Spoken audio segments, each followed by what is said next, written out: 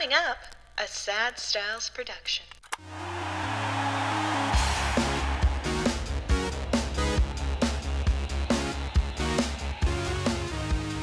Hello and welcome. My name is Mikey Aaronworth, signing on to the sign-off, a Frameworth Podcast once again. And ladies and gentlemen, I am recording this on Tuesday morning. That is Tuesday, June 1st. And if you're a Leafs fan, you'll know what that means. And if you're a Habs fan, you'll absolutely know what that means. It's been a rough morning for me in Toronto. I started off my day. My barista was wearing a Habs jersey, which was fun. They said to me, I have to take this off because I'm having the exact same interaction with every person every day who walks into this place. And I said, well, now you know how Leafs fans feel every time we hit first round of the NHL playoffs. Now, I don't want to say too much about this because it's in the past. I do want to congratulate our Frameworth friends over on the Montreal Canadiens. We have Anderson, Suzuki, Weber, Price, among others. Look, it was a hard-fought series. Not much more to say about that. I'm not a sports talk guy myself. I try to stay out of sports because they're not so good for my mental health, it turns out. But here I am. Now I get to talk to you guys and maybe shed a little bit of light on what happens behind the scenes in the NHL. And for this episode, this is a good antidote, actually, for what you may have experienced on Monday if you're a Leafs fan. And even if you're a Montreal fan or a fan of any other team, it doesn't matter because you are going to laugh hysterically in this episode. We have a person that we've teased on this podcast before. His name's Brad Jansen. You'll recognize him if you heard our episode about the time that my dad infamously lost Rick Nash's collection of game-used jerseys. Brad Jansen was the player representative of Rick Nash at that time and brought him on board, and he has a different perspective to the whole situation, and he wants to set the record straight. This one may get a little bit blue for some of you guys, so if you're sensitive to language, maybe treat this one with caution. But I think if you can push through it, you're going to have an absolute blast. We're going to have Brad Jansen on again, time and time again. It was hard to get a word in edgewise because that's the way you want it when you're talking to Brad. He's got stories for days. He was an equipment representative for various companies throughout his career, so he's in very tight with the players, and they all love him. They're as excited to see him as we are as regular fans to see the players most of the time. And because of that, he gets a ton of great insight and intimate reactions from these guys. He's got stories about getting in fights with Ty Domi. He's got stories about sending Mike Green the wrong stick. Look, I don't want to ruin anything before we get started, so I'm just going to stop talking like you guys have been begging me to do since I turned on this camera or this microphone, depending on where you're listening. I will see you guys on the other side for a fantastic interview. Enjoy your time. Best of luck to the Montreal Canadiens for the rest of the playoffs. And now that I've read the rest of my ransom note from a lost bet, I can continue on. We will see you guys on the other side.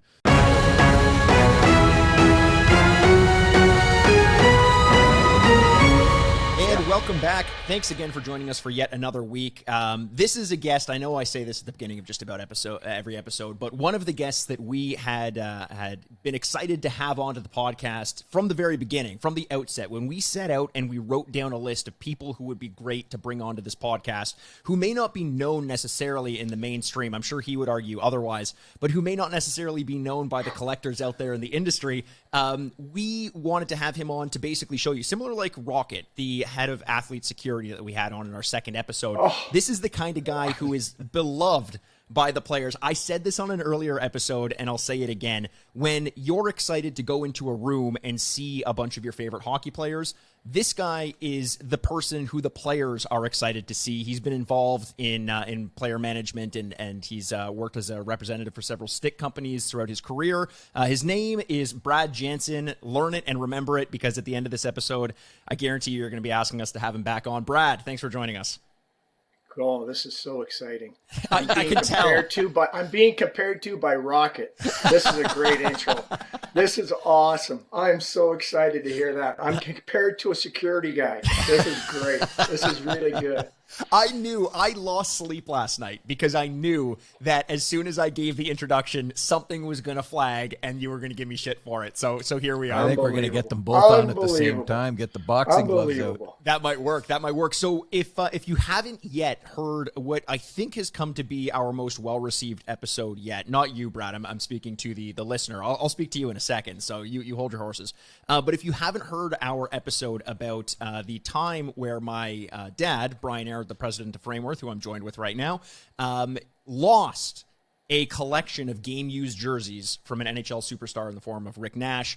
there was a person who was portrayed in this story as frustrated with the way the situation had played out. We did our best to paint him in his best light, but he immediately reached out to us and said, I got to get on this podcast and defend myself. That was Brad Jansen, and that's who you see if you're listening on YouTube or watching on YouTube. You'll see his beautiful face with his hair that some might argue is a little bit too long. Some may not have an issue with it. I don't know. But here we have Brad to defend himself and to defend his honor. Brad, walk us through what you were thinking. To catch up the listener quickly, my dad had been trusted by Brad with the entire career's collection of jerseys from Rick Nash, a young superstar in the league, hot off his initial years where it was clear in Columbus he was going to be a name that's been spoken about for quite a while. You had been close friends with him, and you were trying to get these jerseys framed up. My dad, unfortunately, lost those and had to spend the next couple days trudging through literal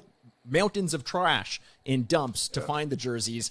What were your initial thoughts when he came to you and said, you know that young hotshot you've got under your wing, you may be in some trouble because I no longer have his jerseys? Well, I listened to that episode, and first of all, I was a little taken back that you guys seem to think that I'm angry. And I'm telling you right now, I am not angry. This is not, I don't know why you're portraying me as angry in this thing, because that made me angry. Okay, Brad, all right, okay. No, you're not an angry guy. We get this, okay? We know this. So I think, well, I remember like it was yesterday. Mm-hmm.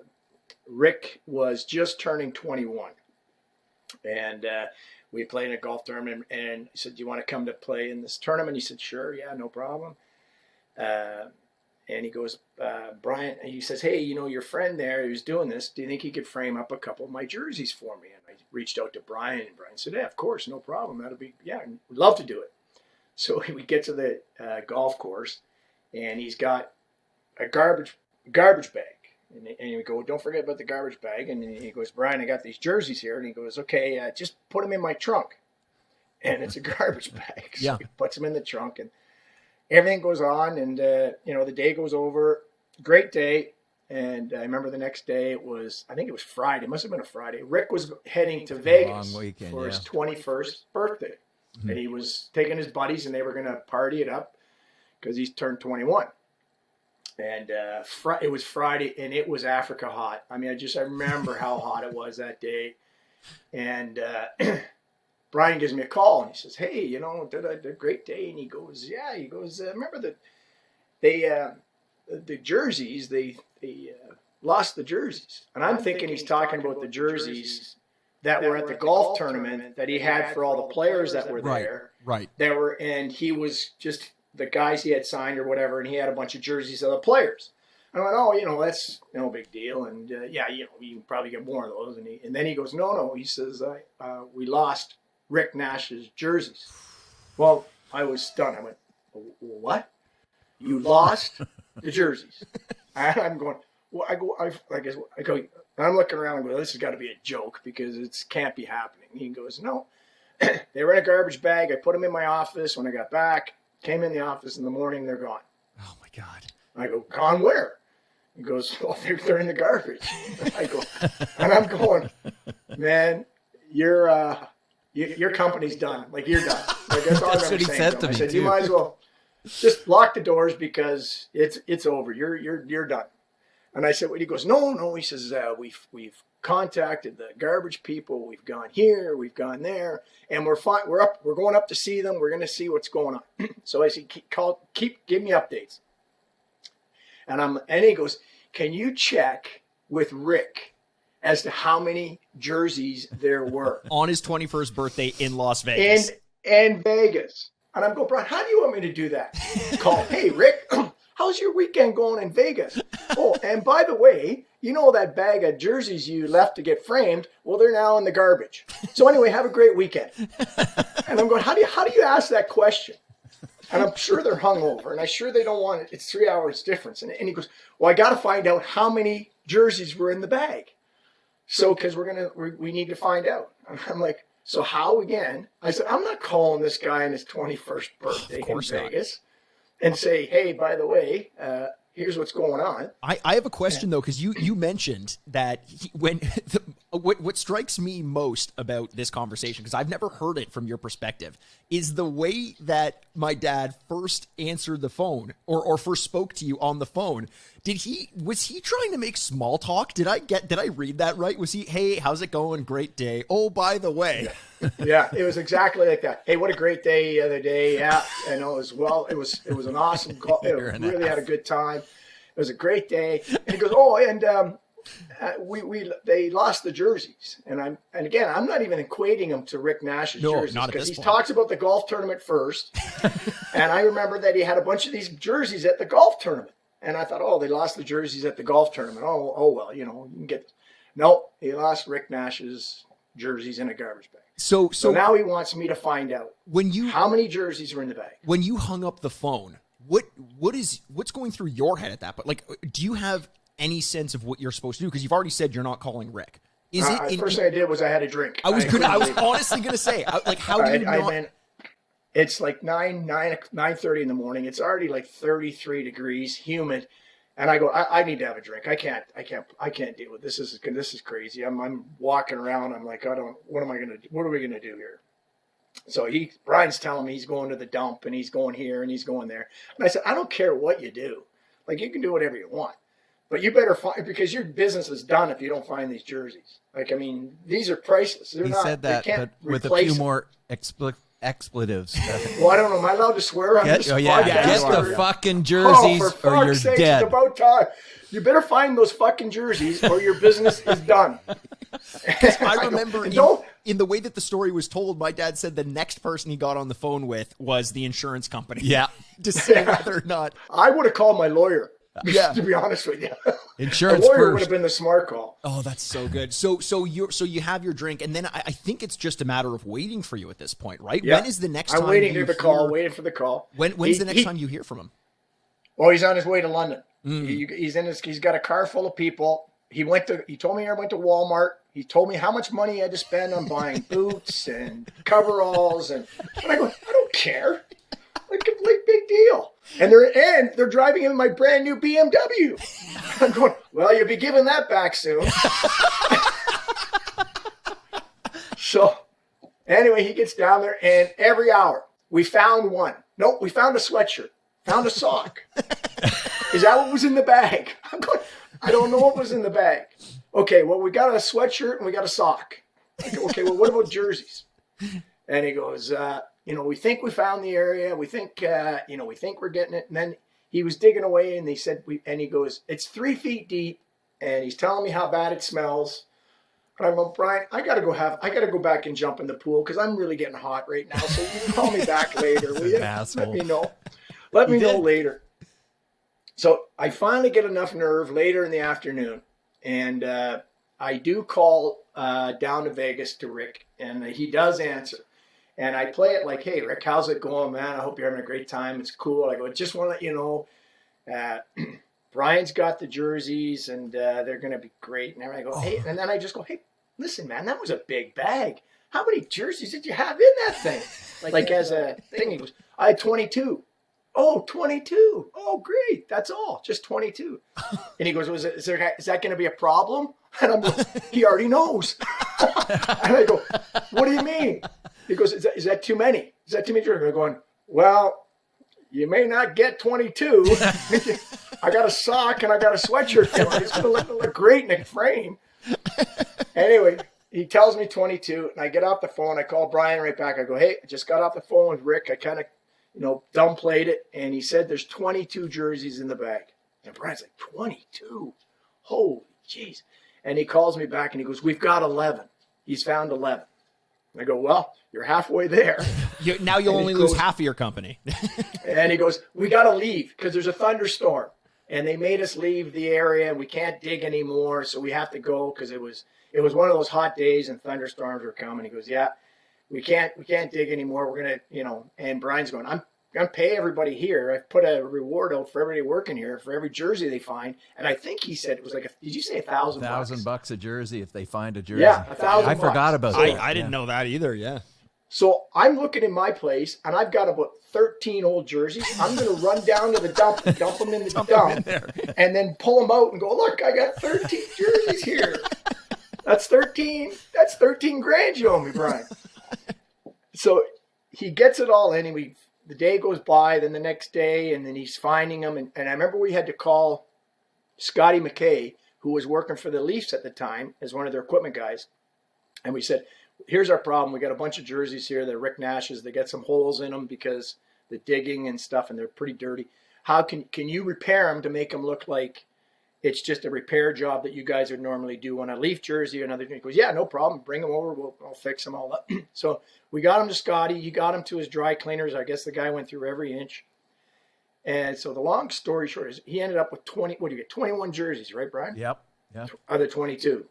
It's crazy. And it's about, I think it's Wednesday now. So this started on Friday, and Rick's back on Wednesday. And he goes, come on in, Rick. Your jerseys are ready to go. And Brian's got them all laid out in the showroom, like all the way along. And we don't know which one's missing. We have no idea.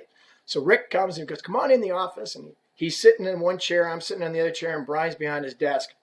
And Brian starts telling the story. And I'm sitting beside Rick. Well, his legs are jumping. Like he's like this, shaking. Like, he's just, okay. And he tells him the story. He goes, I want to know I got to get out and see which one's missing or which ones are missing, right? And Brian's still talking away. And Rick's like, okay, I get it. Let's go. I want to see what they have. So he walks out, and they're all laid out. And he goes, okay, that's a good one. Yeah, that one's, okay, I'm glad we got that one. Got this one. Oh, that's awesome. Got this one. And there was like all-star jersey, his first NHL game, his London Knight jersey, his jersey where he gets first overall and they give it to him. Yep. There was Spangler Cup or World Championships, World Juniors, everything in there you could think of. Yeah. Do you remember the jersey? You can't replace any of them. No, of course.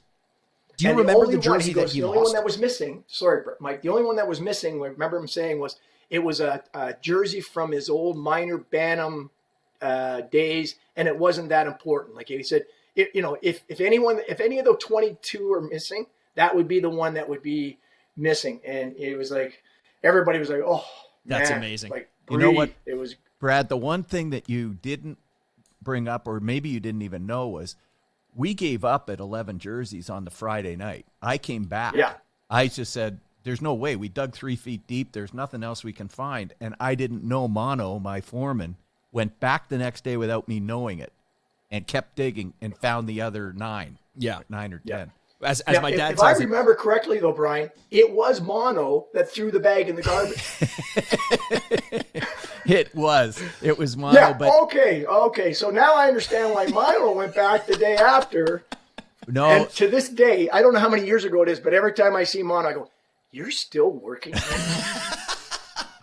How is that possible?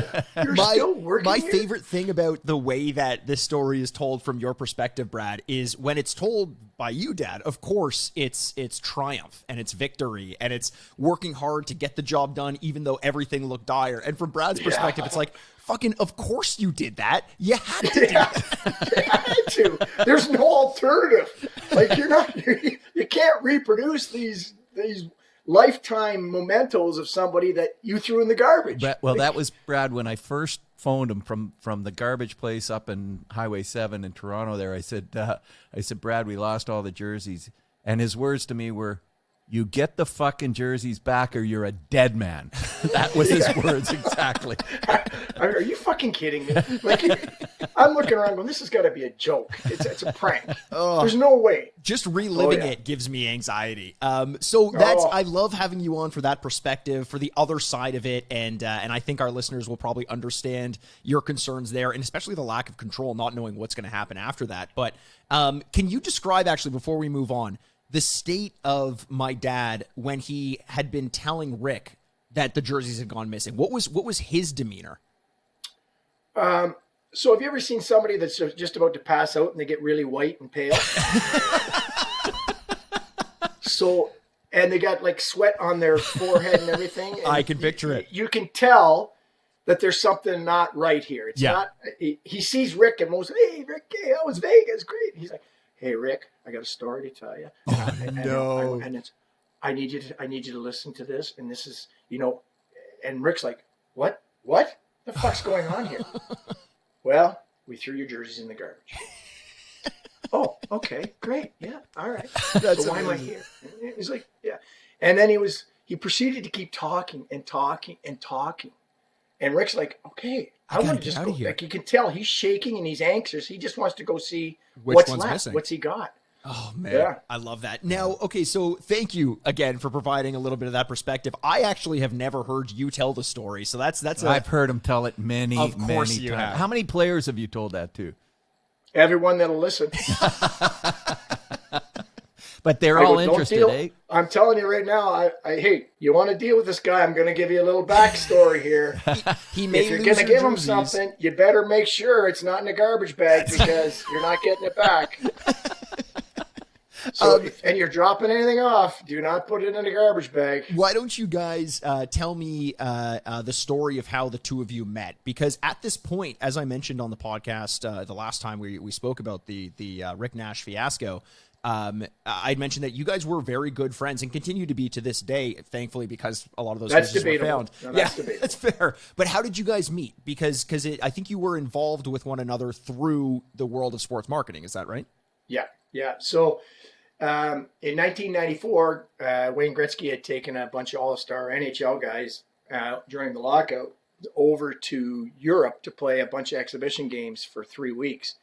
And I was working for CCM at the time, and he contacted me about producing a jersey because it couldn't be an NHL jersey, and he wanted to This is something Wayne. that's very Yeah. unique for him that the guys could have and play over there. And we jumped on board and said, yeah, we'll gladly make these up for you, sponsor you, and or whatever. No, they ended up paying for them, all that. But so I had known Wayne previously through World Cups, Canada Cups, and through the hockey industry. So after the 3 weeks of this, it was a really cool jersey that he designed. He had 99 on the front, and he had a bunch of sponsors like Coke and LA Gear and the Players Association. And it was a pretty neat, it was the Detroit Red Wings old original jersey. Instead of the word Detroit, he had embroidered the word 99 in it. Oh, nice. And 99ers or something. Anyway, so after the event, I was like, this is a pretty cool jersey that's not licensed. So nobody can reproduce this. It's not an NHL jersey. It's a pretty unique item. So I thought, I'm going to try and sell these as a collector's item. Right. And do 999 of them. And Wayne will autograph them, and I'll get them framed or whatever, and then sell them out at $999. And it's to be one of 999, two of 999. And so we're proceeding all the way through, and I'm getting all the approvals from Wayne's agent, from Upper Deck, from NHLPA. So there's a lot of hoops you got to jump through just to get to produce this. And so at $1,000 a jersey back then, you wanted to make sure there was a value in it other than the jersey itself. And I was thinking of framing it or something. And somebody at Maple Leaf Gardens who worked at the Leafs board, Jeff Newman, had said, good friend of mine has a company called Frameworth, and they do all these frames and cases and stuff. You should go see Brian. And I'd never met Brian before, so I remember going up to the office there, and I come in and go, hi, how you doing? Good, da-da-da. He goes, so what can I do for you? He goes, I want 1,000 cases. And he's like, oh, okay, 1,000 Not a bad cases. deal, yeah. Sure. Yeah. Big order. Okay, what's it for? And I said, well, I'm going to produce this jersey. And Brian, at that time, he didn't have a two-sided case, I don't think, right, Brian? No, we developed that for you, yeah. Yeah. So you're talking For that about this case, stand-up acrylic you could display, see the right? front and the back of the jersey because Right. it was pretty unique on the front and it was pretty unique on the back. Sure. So just plating it on the wall and getting one side of it, he designed a 360 case where you lower the jersey inside the plastic acrylic, and then you can turn around and see both sides. It was a spectacular case, very cool. We still sell that And to this Brian day, actually, yeah. Yeah, well, and I don't see any royalties on that, that's for sure. But shocker there. We had your royalties, but we put them in a trash bag. And they got thrown out by mistake. Yeah. So, and then I can't remember what the price was. It was a significant price. I think it was like about $125 a case. And I'm thinking, I said, I need 1,000. So Brian's never met me before, and he's like, hey, okay. Do you think maybe we could start with 100 and see how they go? And I said, sure. You know, he I'll says, give you I the don't same think you want price to for have that. Yeah. Yeah. Yeah. I don't think I want to give you 1,000 cases at this point. If it doesn't fly, you're sitting with all these cases. Right. So he helped me out that way in letting me know what the best procedure was. And then I remember we had to develop the shipping, be able to ship them in a big box with the jersey and ship them all over the world and hope they don't break. Right. And that was a bit of a dilemma, but we were able to work through that. So that's originally how Brian and I met. And then, we continued through our relationship that way. And, he was constantly looking for his money. And that's why he was calling me all the time. I just thought he wanted to hang out with me and everything, but it was no, you owe me some money here and I need the money and you better pay me. Yeah. So, No, it wasn't like that's that. I don't know. Yeah. No, of course Yeah. not. I have a question for you though, because we kind of glossed over the fact that at this point in your career, you were in tight with Wayne Gretzky. Now, what was your trajectory? How did you get involved in the world of? You were working for CCM at the time. What was your path there? Did you play hockey? Was that the original goal, or? Yeah. So I was a glorified junior B player. Played a little bit with the Kingston Canadians and was property of the London Knights back then and played junior B in London and was going to go on a U.S. scholarship, but ended up not because I guess you got to be pretty smart to get into these schools. And, smart enough to not put game-used jerseys in a trash bag. Yeah, and unfortunately, school was not one of my highlights. So I had actually got a contract to play hockey in Austria, a tier Division II team over in Leoben, Austria. So I went over to Austria and I played there for the year, and I actually blew my knee out, tore my ACL, and had to have an ACL reconstruction. So at that time, it took a year you had to rehab for a year. So I came back from there and had the surgery and had to wait a year. I still had a contract to go back, but over the year, I had worked at a sports store in London, Ontario called Just Sports part-time. And I went back there, and I just heard at the time that Bauer was hiring a pro rep to do Ontario Hockey League and juniors. And so I'd known that pretty well, and then I applied and did the interview and actually got hired at Bauer to cover the OHL. So I moved down to Kitchener from London, worked with Bauer for a year and a half, and covered the Ontario Hockey League. Loved it. When you say covered, what were your responsibilities there? So we sold the skates. We went directly to every team. So I would fit all the players for the London Knights or the Kingston Canadians at the time or whoever. And back then, Bauer I think we had 96% of the league wearing Bauer skates. It was crazy. Like some teams, like the whole team had to wear Bauer. And they were all custom made like an NHL team had. And after about a year and a half, and CCM had like 5 players in the whole league. They came to me after a year and a half and said, listen, we'd like you to come work for us. We want to get into the junior business. We got some NHL business because they were big on the jerseys, but their skate wasn't doing very well at all.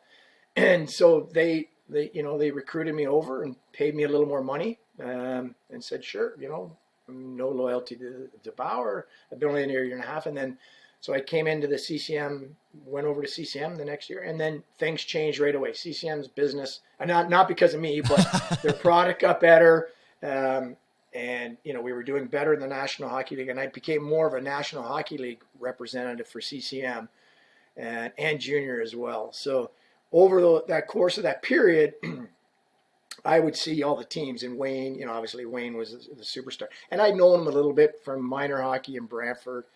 I knew on the name, he knew my name, and I was actually good friends with Paul Coffey because he was a Bauer guy, and he would call every day. He was a complete nut job when it comes to skates. Just and somehow he got specific, my number, and he was playing in Pittsburgh, and a good friend of mine, Dave McElwain, was playing for Pittsburgh. And McElwain gave him my number, and it was like, okay, here, this guy was relentless. Now, what's he asking for? Is it to tweak his skates a bit or more? Yeah, constantly. Quarter size here, little this there, widen the lacing, and he's ordering different skates, and we haven't even shipped the skates that he ordered the week before. He's already making a change. He's like the Nicky Lauda of skates. He comes onto the scene and all of a sudden he wants to control the car. Nuts. Like I can tell you, him and Mark Messier were absolutely nut jobs with skates. So I went down to Pittsburgh a couple of times, and I was hanging with Dave McElwain and Dan Quinn. I played junior B with Dan Quinn, so I knew him. I'd stay at Quinn. So I got to know Paul Coffey pretty well from down there. And we became good buddies over the time because he called me every day. Right. And right. And so I got to know him very well. And then at the Canada Cups, he's very close with Wayne. Right. And Paul and I are close. So I kind of got thrown into that mix with those guys. We went out golfing a few times, and it went from there. Like, hockey guys are hockey guys, no matter, if you're a superstar or you're a third, fourth liner, you're still the same mentality. So got to know him very well over there. Do you think how much of your success as a representative for the equipment companies has to do with the fact that you grew up entrenched in hockey culture? So you were essentially one of them as soon as you walked into the locker rooms. Do you know of any equipment reps who didn't get that start? Because it seems like there's a lingo and a discourse to the way that people who are involved in hockey interact with one another. There's almost a different language to it. Do you 100%. Find that gave you 100%. More success? Well, put it this way. Everybody asks me now, what was the hardest part of your job? And I tell guys, you know what the hardest part is to be able to get into the rink. That's fair. Yeah. To know where to go in, to know how to walk by a security guard, just to be able to walk in like you know where you're going. And I remember somebody back in the day goes, you dress for the job you want, not the one you got. Yeah. So I was always an immaculate dresser. I was wearing suits and everything.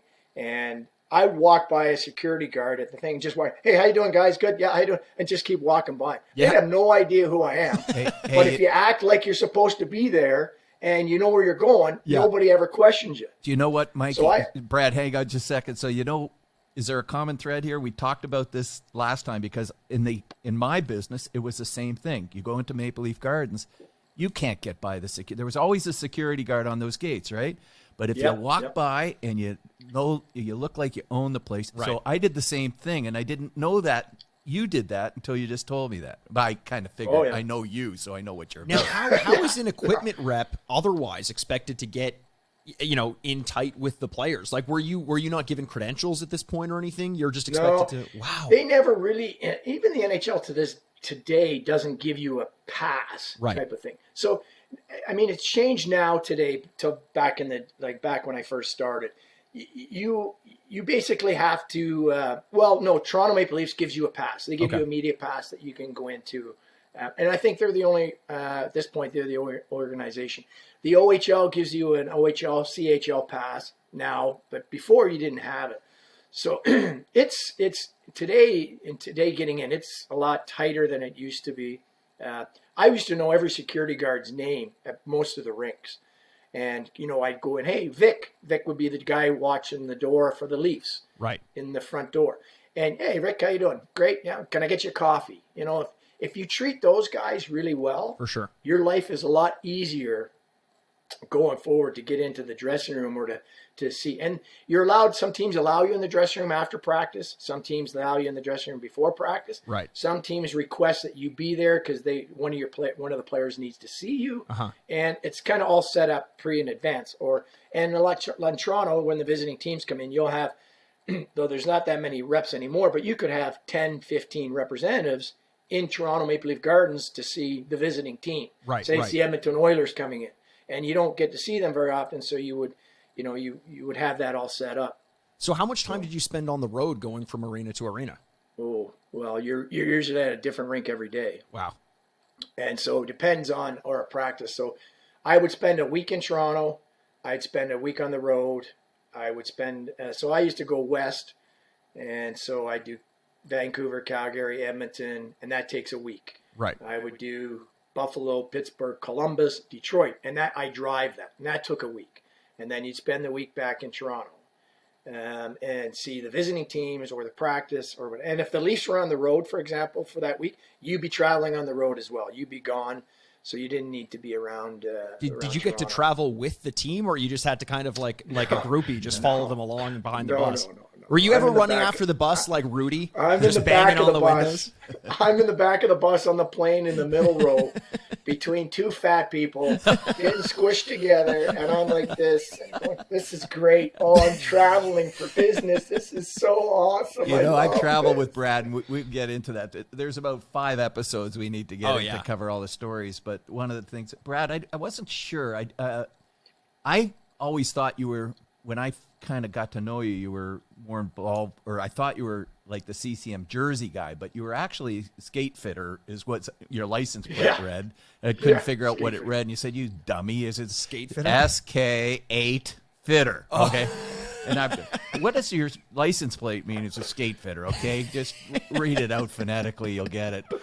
But I always thought at that time, didn't CCM own the exclusive license for all the NHL jerseys? And that made Brad very popular, not only with friends and that, but with the players. Because if they wanted to get a bunch of jerseys to get signed for friends and family, he was the guy they would go to.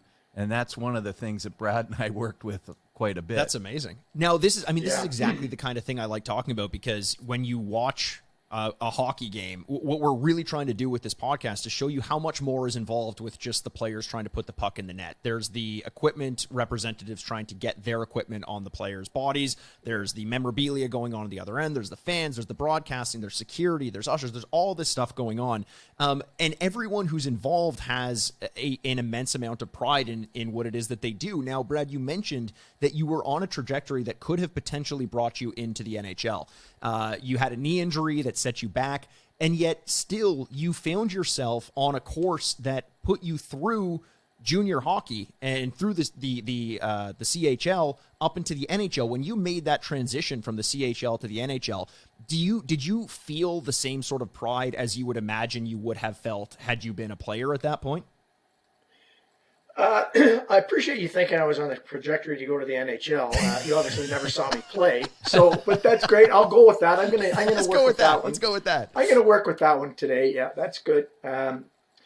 It's funny, when I was 24, and I've been out for about 2-3 years, and I was kind of getting back skating and everything. I thought I could come back and play, and I was good friends with Gus Badali, who was a top agent back then, who was Wayne Gretzky's agent originally, and Steve Yzerman, and all the top guys. He's the big guy. And I said to Gus, I said, I think I can probably, I'm watching these guys every day, and I think I could maybe, I'd like to give it a shot here. When he looked at me, he goes, "You're out of your mind. You have you're absolutely out of your mind. There's not a chance." And I'm like, "Oh, okay. Well, thanks for that." And then the more and more I saw it, like the players, their dedication and how hard they work, and their off-ice activities. My off-ice activities weren't probably conducive conducive to being a professional athlete who was going to excel at a bigger level. Yeah, my off-ice activities were pretty good for other things. Well, that not got for you playing hockey. Your off-ice activities got him to be best friends with all these guys. That's fair. Because That's fair, yeah. But as you can tell, Brad's the entertainer, and I haven't been able to tell that yet. It's my podcast, and I've barely spoken. I mean, he walks in a room, and I'm trying to help you, though, Mikey. No, That's it's the problem. working. I'm just trying to help your podcast. You take the reins, Brad. You're doing a better job than I could. The guys, whenever I've been around Brad and players, they're just sitting listening and laughing laughing the whole time. When he has stories to tell, like my best friend or one of my good friends lost another player's jerseys, why wouldn't they be laughing? You know what? We keep harping on that jersey thing. Okay, let's get off that. There are 100 other stories. Salt Lake City. I mean, we're going to go. We'll have you on. So here's what I want to kind of lay out, because Brad, I hope you're having a good enough time to make a commitment to joining us on the podcast later on. We've got about 10 minutes left or so. I want to ask money talks, guys. Money talks. So. I want to ask you a question, and we'll get you that money with some of the royalties for the acrylic case designs. I want to ask you, because we've been harping on my dad for the mistake that he made. No one's perfect. You have a lot of high interest stakes in getting players the equipment they need to the exact specifications. Do you have a horror story that you're willing to share with us? I like this one. Okay, Brad, go for it. Yeah. A million. Okay, there you go. Shoot us with one. The one that always seems to come up, and I always shake my head, is, so Mike Green was playing for the Detroit Red Wings, defenseman. And he's obviously back. He's a high-profile player. And he goes, "Hey, would you mind making me a sample? I hear this stick you guys have is pretty hot." And that's your job, right? You just want to be there. And a guy says, "Can you make me a sample?" You're like a dog on a bone. Absolutely. Yep, no problem. So, you're all excited. You put the order in. You come back, and then you see it ship in a couple of weeks. And I go back into Detroit. I'm all excited to see Mike Greener. What do you think of those samples? He goes, "You know what, man?" He says, "They felt unbelievable." He says, he goes, "I'm going to have a hell of a backhand." And I go, "Backhand?" He goes, "I shoot right. You sent me left." No. I'm going to have a hell of a backhand. What? And I'm like, I just drove 3 hours. I'm all excited. And the guy goes, yeah, I shoot right. You sent me a left. Oh, my God. Good try. Did you get a second shot with that or no? No. You get one and done. You're one and done. I love that. So, Did you ever mess up Paul Coffey's skates? You ever get him the wrong toe? every big time, toe every size? time. Yeah. Hey, there's one time. Okay, so Canada Cup. Canada's playing in Montreal. It's a Labor Day weekend, and we're playing, I think, the U.S. in the finals in Montreal. And Coffey was crazy. And I'm working at CCM at the time, and Scott Niedermayer played for Team Canada. And he could skate, like he was just gliding out there like he's not even moving. Right. And drove Coff nuts. He goes, What skates Niedermayer got? What's his, I go, "Well, he's got CCMs." And he goes, I got to get a pair of those. And I'm like, well, it's Labor Day weekend. The factory's closed. And so 3:30 in the morning, calls my hotel room. "Johnny, it's Coff." I go, "Yeah." He goes, You got to go to the factory. You got to call them. I got to get a pair of those skates tomorrow. I go, "Paul, it's the Labor Day weekend. Everybody's factory's closed." He goes, "But tell them it's for their country. It's for the country. It's for Canada. I got to have a pair." I'm going, "Go to bed, you idiot. Get some sleep." Hung up the phone on him. He's like, "It's for Canada. Tell him it's for Canada." Just using the national pride. I love that. 3, yeah. Well, why would you have answered that phone at 3 a.m. in the first place? Were you still was just I getting thought in. I thought it was maybe that I'd met earlier, reconsidered. I thought somebody I had talked to earlier may have reconsidered my your invitation. proposal? Yeah, my invitation. proposal, whatever it is. I love that. Yeah. I'm sure you have a ton of stories like that, and one of the ones that we definitely want to get into, my dad talks about all the time, is the first time that you had introduced him to Wayne Gretzky, and I believe that it was at the Heritage game, or was that at his retirement game? No. It goes back to Brad and I. This is too long. There's one story after another. What I'd like to do is tease the next story, and then the next time we bring you on, Brad, people know what they're in for. Because I don't know exactly how. Brad and I became friends after that case that we built, and then he came in, egomaniac that he was, with all his photos. So Brad goes over on the tour with Wayne when the lockout was there, and at one point I'll let Brad tell the story. But at one point they let him on the ice to play. Mm-hmm. Okay, so he'll follow up with that. But he came in with all these photos of himself and the team. Because nobody would have believed me. No. Right? Nobody's not going to believe me, so I got to get pictures. And this tour, they've got stadiums filled with people, right? So you're playing in front of big crowds because Wayne Gretzky's out there doing this tour with Paul Coffey and all his buddies. And so Brad came in to do framing. So we started that way where, he obviously, he's like, Brad's famous line is, "I'm like crime, I don't pay." so he... Free 99. Free... So I framed up his stuff, and as a thank you for the order that he gave me, and we helped each other, became very good friends after that. And then it goes on because Wayne was thinking of moving away from Upper Deck at the time. Right. Well, that's a story for the next podcast, but that's a story for another time. Brad, all of your stories are fantastic, and especially as someone who's heard the Rick Nash story a million times, getting to hear that one again was an absolute treat. I'd love to hear down the line, maybe the next time we get you on, a couple more times where an incident with one of the players resulted in them getting the wrong-handedness on a stick or something like that. Those things always tickle me. I'll give you one teaser. I'm going to give you one teaser before we go. Sure, let's do it. And it was with Ty Domi, playing for the Leafs. Brian, you've heard this. So I was working for Louisville, TPS at the time. Yep. And we come up with this bright yellow stick, composite. Back then, there was only one. And Domi was a buddy of mine since junior years.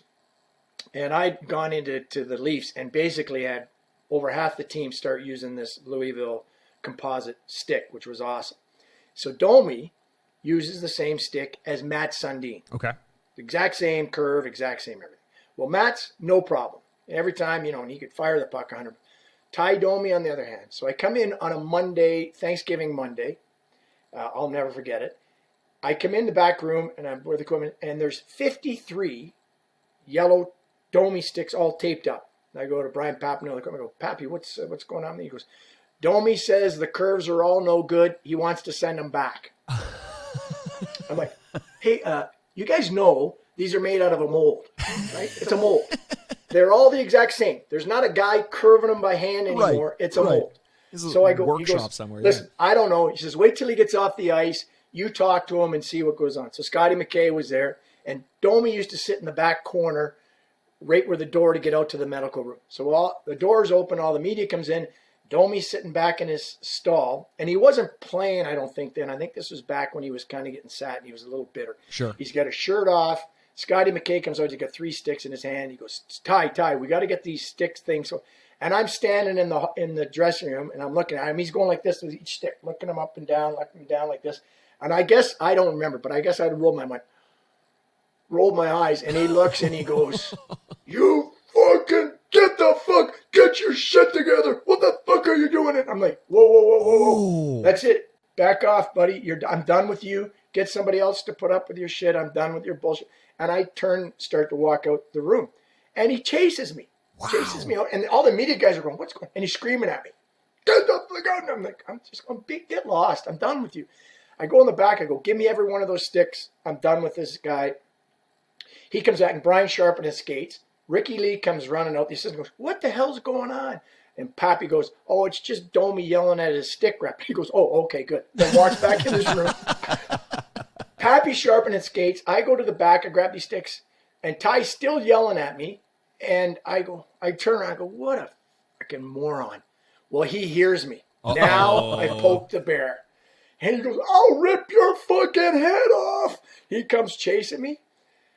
I remember it was Gary Roberts, Bobby Hastings, Ed Belfour. They've got him held up against the locker to hold him. Oh my God. And his neck's out like this. His head's like on fire. I'm going, if they let him go, I'm dead. Like I'm dead. If he gets loose, I'm dead. So I'm going, settle down. I'm trying to settle him down. They calm him down. He goes, and I go, give me every one of those sticks. Pappy goes, listen, you got to leave me 3, because if you don't leave me 3 for the game tonight, he's going to turn around and say he's got no sticks, and I'm going to get fired. So I said, take 3, no problem. But I said, when I'm done with these 53, we're never making him another stick again. You better tell him to get sampled by everybody. We're done. He goes, right. Yep, okay, good. So I'd come every day, and Domi wouldn't talk to me, and he'd walk by me, and we'd go just look, and he'd go to another room, or I'd go to another. Wow. And Gary Roberts goes, would you two just kiss and make up here? It was like, come on. So it goes on for about a month. So Pappy's calling, ordering sticks. So I go, yep, I got 12. I'll send you back 12. Okay, send him another 12. And I'm still sending the same 53. Sticks. I'm still the same ones that he said were no good. I'm sending them back 12. Yep, another 12, another 12. So a month goes by, and we had another friend named Ron Chiavetti who lived close or worked by the practice rink. And Ty knew him very well. And Chiavetti goes, what are you doing? I said, I'm just coming in to leave practice. He says, come on to my office. Stop in for a coffee first. So I'm in there having a coffee. This guy's huge, he owns Chiavetti Bananas, so big business guy. And so I'm sitting in there having a coffee, and he looks out his window and he goes, oh, who's here? And he looks and he goes, oh, look at that, it's Meathead. And I'm like, oh no, it's Domi. So Chiavetti gets up his office and leaves. And Domi walks in the office. It's just me and him. Oh, okay. Sitting there, and I'm like, uh-oh. Hey, how you doing? Good. Hey, how you doing? Good. Yeah, he goes, good. Yeah, everything good? Yeah. And he goes, he points his finger in my face. He goes, listen, I'm going to say it, but don't you ever tell anybody I fucking said this, or I'll kill you. He goes, I'm sorry, okay? I'm like, yeah, okay. He goes, all right, good. Are we good? Good. Yeah, okay, yeah, we're good. He goes, and by the way, he says, the sticks have been awesome. They've been great. And I'm like, oh, all right. I walk out of there going, wow, that was pretty weird, but hey, I'm good with that. And you still have your head. I love I love the fact that he says, don't tell anyone, and now here you are. Yeah, don't tell anybody I said sorry. Yeah, don't tell. But if you do, I'll kill you. He's a lot more mellow Okay, I'm now. sorry. Yeah, he's a bit more mellow. No, yeah, he's Yeah. calmed He down. was like, that's the first time I honestly said, I've poked the bear a few times because I do maybe say some things that I probably shouldn't. And that was the one where I went, uh-oh. Like I've What have I done? really, I'd be dead. Like the Rick Nash story, I'd love to hear his side of it as well, just in case there's anything that's missing. I don't know. Maybe one day we'll be able to ask him. Get them up together. We got to finish this off, but we got to get Brad on again. Absolutely, there's like 100 more stories to go. These through. we could go rapid fire through these. Brad, before we take off, anything you're working on? Anything you want to plug?